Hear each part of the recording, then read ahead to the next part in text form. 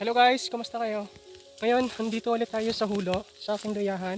Mahon nga ulit ako dito kasi tatapusin ko ng gamas itong mga pulo-pulo na makakapal dito sa luyahan ko.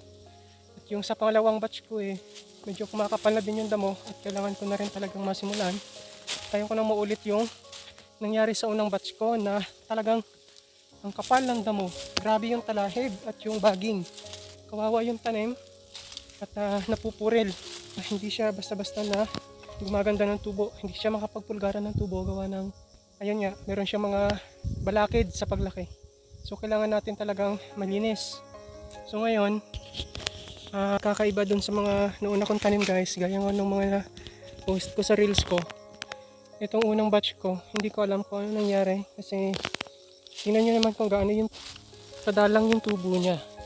Samantalang ang limit na ng tanim ko nito, ayun no, di ba ang dalang? Or baka hindi pa lang talaga tumubo. Ewan ko, bakit ganoon?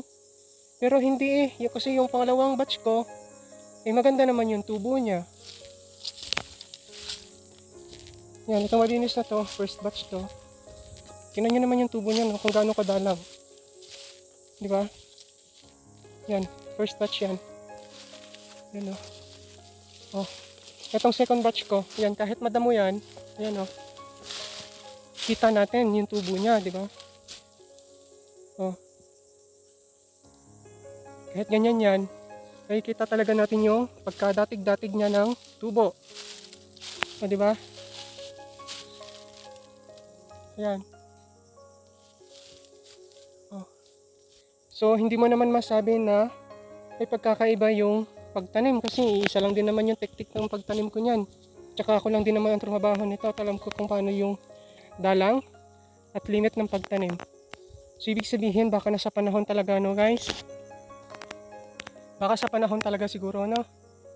So itong first batch tinanim ko ay first week of April.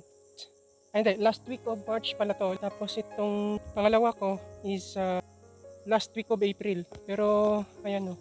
Tingnan nyo kung ano nangyari dyan. Diba? Oh, ito yung una ko. Tingnan nyo naman, parang walang tumubo. So, by the way, tingnan natin. Since nalinis naman na siya, nagamasa na siya, so obserbahan natin baka huli lang talaga tumubo o baka sa binhe, baka bingi yung binhe, ano ba, ewan ko. So, titingnan natin. So, yun lang muna guys, and see you in our future vlogs. Bye!